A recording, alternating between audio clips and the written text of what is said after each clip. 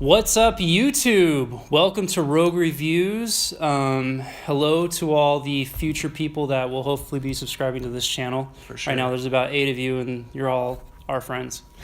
So, first episode, starting with Logan. Saw it tonight, directed by James Mangold. Hugh Jackman, obviously, as Wolverine, and a bunch of others that kind of killed it, man. Yeah. We got, Boyd Holbrook, who played the main protagonist. He was killer. I mean, he's great in Narcos, but dude, I mean, he was a great bad guy. I mean, you just hated the guy. You did. Killer movie. Definitely picked up some pointers from John Wick. I don't know. I mean, maybe they knew they were going to compete because Wolverine is an animal in this movie. I think this is the Wolverine movie that everybody has been wanting to see. Like, even when they, said, like, oh, yeah, we're going to really see Wolverine be an animal in, like, the earlier movies, you always knew it's like, it's PG-13. They're going for that, family audience. They want all the teenagers to come. And this one, they just, like, said, this is Jackman's swan song. He just wanted to go out on top. You got Professor X cursing and Logan's dropping F-bombs left and right. I mean, the realism there, I guess. Yeah, I mean, you just experienced a completely different... the atmosphere just was out of this world. I mean, there was this... I mean, you could say cartoony vibe to the original X-Men series. Like, it was very... It was kind of clean, kind of polished. They tried to make it real without, having the yellow suits and everything and making them all black and stuff. It was still comic-y. It was still comic-y a little bit. And this movie just, like, wiped that clean and just shoveled dirt all over it. It really was a Western. Like, it's just a Western with Logan in it. It was very just, I mean, dark movie. But all good. Like, it wasn't needless or senseless. Like, everything had a place. You were completely transported into this world. The director, I mean, he did an amazing job. Everyone in the movie just was absolutely amazing. Even the little girl. Yeah, excellent.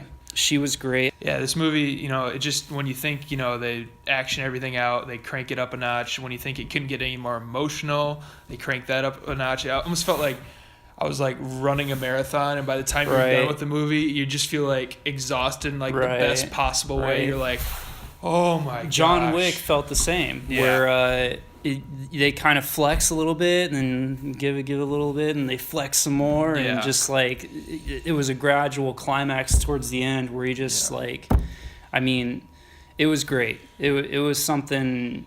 It's definitely something to be reckoned with. It's going to be one of the great movies of this year, I'm sure. When people say superhero movies are all like, the genre is eventually going to die out, this is a prime example of a movie that switches up the the stereotypes and everything, and keeps the genre fresh and keeps the genre moving.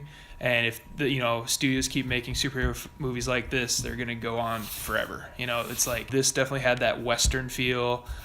So yeah, if they can keep changing up like this.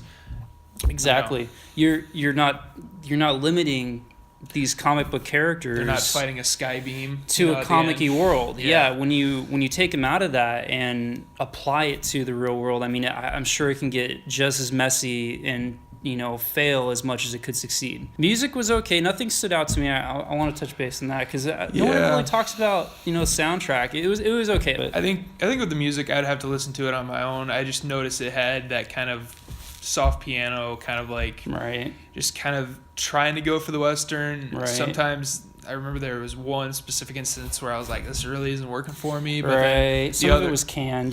Some of the other sequences, it did work for me. Everyone did a great job. Patrick Stewart, always amazing. I mean, you know what you're going to get with him. And he played a great, just broken Xavier. Yeah. I mean, this was a guy that was like beat down by everything. Right. We didn't learn, much about him, because this takes place in kind of a different future than a lot of, X-Men is continuity, schmontinuity, they don't really care about where their movie takes place as long as they make the best movie possible, which Okay. been working for him, you know? Yeah. So, we don't know quite, we know, at the start of this movie, the X-Men, most of the mutants are gone. So we don't know what happened. And it shows that raw emotion of a, guy losing his, mind. And he has one of the most powerful minds. It's heartbreaking, seeing you really felt it. You really felt in this movie. And they were able to, you're connected because, there's so many movies now with X-Men. So, naturally, we're extremely connected to these characters. Mm-hmm. And seeing them in this just completely, alternate vibe was just, But the same point of that, I don't think you necessarily need to see all of the other X-Men films to enjoy this movie. If you're an X-Men fan and, you've seen all the other movies, you can pick out, oh, they're referencing this, oh, they're referencing that. But at the core of this movie is a movie that is, just open for everyone to enjoy. All right, so let's do the rating. All right. What do you give this movie? Considering everything, I think they hit all their points. Mm-hmm. I think they achieved what they set out to do. I'll have to give it a 9. All right. 9 out of 10. Yeah. I think for me, this movie hit it on multiple levels. You were just wowed by the action at some points. You were tearing up at other points because he just hit you on an emotional level. I confess. I was like, whoa, I did not expect this movie to do this. Don't look at me. Yeah, right? I think there's a couple nitpicks. I would have loved a little more backstory. You don't need everything explained, but there were certain parts that were I felt could have enhanced the story more. But yeah, I'd probably go about 9.5 on this one. It's just excellent movie, really well done. So. Yeah, overall, I'd say that score justifies that for sure. Go see it. Yeah, go see it. Definitely worth it. Get out there and just see it. You'll love it. Especially get out there and see it before anybody spoils anything for you. Right. So this is definitely one of those movies, opening weekend, just go. Yeah, go see it. All right, that concludes our first episode of Rogue Reviews. Thank you for joining us. And next week we have Kong. Got our tickets. We're stoked. Yes. It's going to be fun. And I have no idea what to expect. I don't either. I've heard some good things. I've heard some mixed things. I just want to go in and see a monster just destroy things. So he's king. He is king. The King of Kong. And John C. Reilly is, there. You all shouldn't have come here. He's going to be great. Come on, he's going to be great. I hope so. Leave us a like or subscribe for more. And thanks for joining us. Definitely. And comment below on what you thought of Logan as well.